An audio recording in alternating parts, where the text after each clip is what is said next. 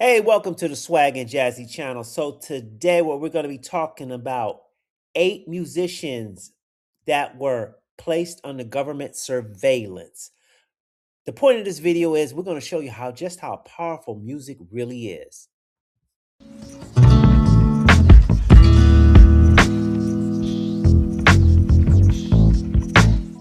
Welcome to the Swag and Jazzy channel.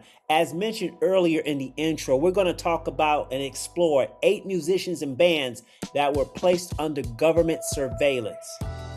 This video was inspired by a discussion that I had amongst fellow musicians some years back when I attended an adult music camp some years ago. If you're interested in that music camp that I attended, please feel free to ask in the comment section. I will gladly provide you a link. Also, check out my previous video showing how music is much more powerful than sports. You got to check it out. You'll be amazed. All right, let's get into the video. Just know that government have been actively monitoring musicians and the music industry for years and years and years. And they do this for various reasons. Mainly because of concerns of development of political activism and potential criminal incidents, so they say. The surveillance that has been documented in files and reports reveal instances where musicians were under the investigation or was being watched. And there's files on these various musicians, whether it be done by the FBI or CIA or overseas. So, beginning with the 8 musicians that caused the government to worry so much about political instability within the country, we begin with Woody Guthrie, an innocent folk singer dating back to the 1930s and 40s, was suspected of being a communist. Although the FBI couldn't prove that he was a card-carrying communist, they continued to put surveillance on him, thereby accumulating 447 pages of surveillance reports. A lot of waste of energy about a man who wrote about pro-labor and anti-fascist songs such as "This land is your land, this land is my land." Think about that. Moving on to the number 2 musician that was not only put under American government surveillance, but also British intelligence surveillance as well. And this was done back in the 30s and 40s also.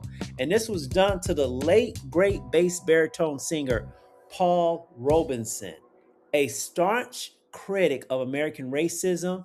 His admiration for the Soviet Union and ties to communism opened him up to being surveyed by MI5 British Intelligence as well as CIA and FBI surveillance, which all led to severe persecution of him and him being blacklisted from showbiz. And in moving to the decade of the 1950s, we come to the 3rd musician who was placed under government surveillance, and that would be Elvis. A young Southern boy from Tupelo, Mississippi, born in a shotgun house. At the time of Elvis's reign in music, the FBI director, J. Edgar Hoover, was concerned of the sexual arousement of his music. One comment within the Elvis jam-packed FBI file read as follows: Elvis's actions and motions were such as to arouse the sexual passions of teenage youth. One witness described his actions as sexual self-gratification on stage. So, it was criminal to be so sexy at that time. Maybe the FBI director was jealous. Moving into the decade of the 1960s and 70s, even a gentle Beatle wasn't considered innocent back then. I'm not talking about this type of Beatle, but this gentle Beatle named John Lennon.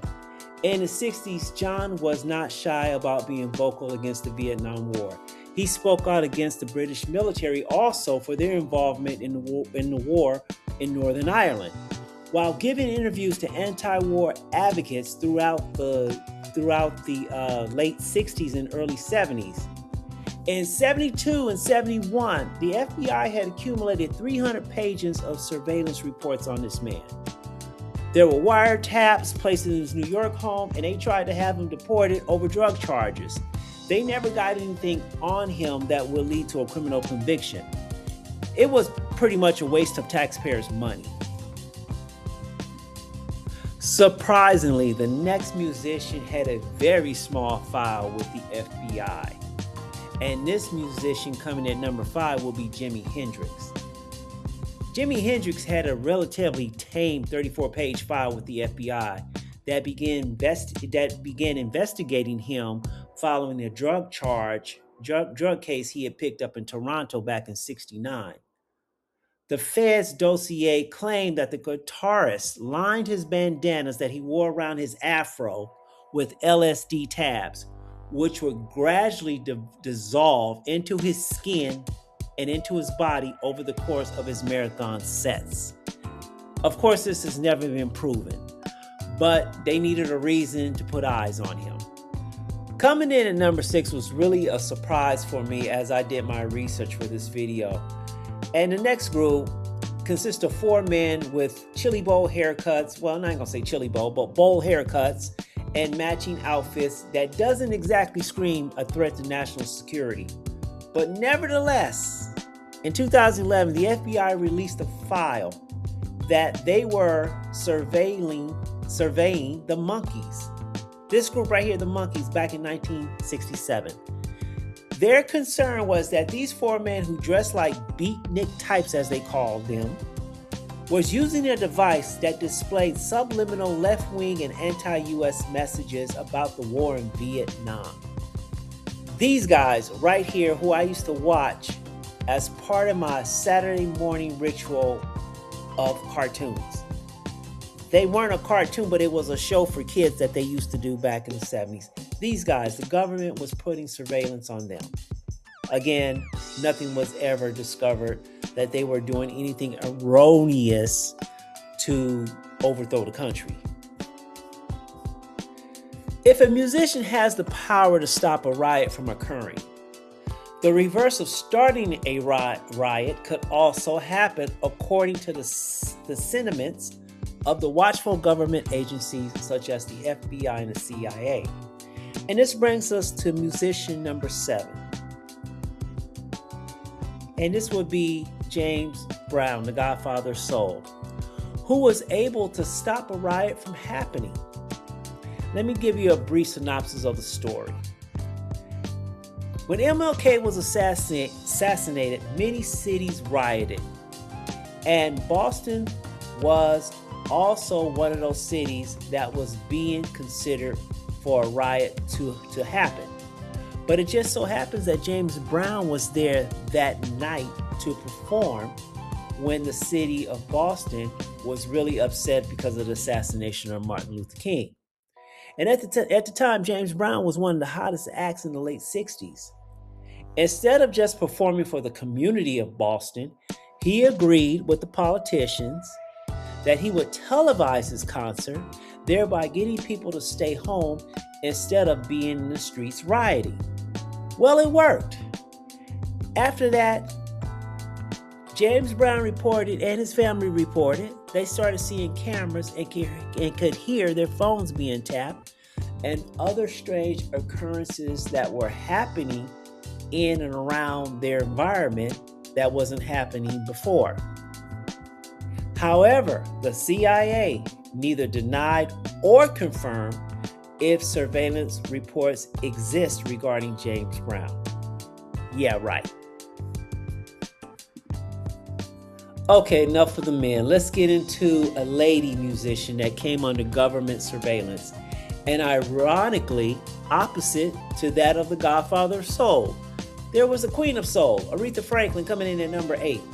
Yes, Aretha Franklin was under FBI surveillance for over 40 years, from roughly 1967 to 2007. Declassified files totaling over 270 pages revealed the agency monitoring her for her involvement in the civil rights movement and her association with certain activists and her travels, often labeling her as an activist who associates with radical and black extremists. Hard to believe. Let's move on. And I'm going to throw in an extra bonus. So I'm going to throw in a number 9 musician that came under government surveillance. And because of his power to influence the counterculture in America that was gaining ground, Jim Morrison makes the list also. So we're putting him at number 9. The FBI put their eyes on him for pretty much the same reasons as they did for Elvis being a threat to the American youth. But in addition to Jim Morrison, unlike Elvis, they spied on him for anti-war and anti-establishment stances. By 1968, the FBI accumulated 80 pages of surveillance reports on this man. Pretty much they could not find anything on him like the rest of them, and he was never arrested by those agencies. So that brings us to the close of the 9 musicians. I know I started saying 8, but the 9 musicians that were placed under government surveillance. Anyway, if you appreciate the video, if you like the video, please give it a thumbs up. If you like this type of content and want to be alerted of more content related to music, travel, and just being inspired by creativity, make sure you hit that subscribe button and the bell to be notified of subsequent videos. But most importantly, hit that subscribe button. Greatly appreciate you.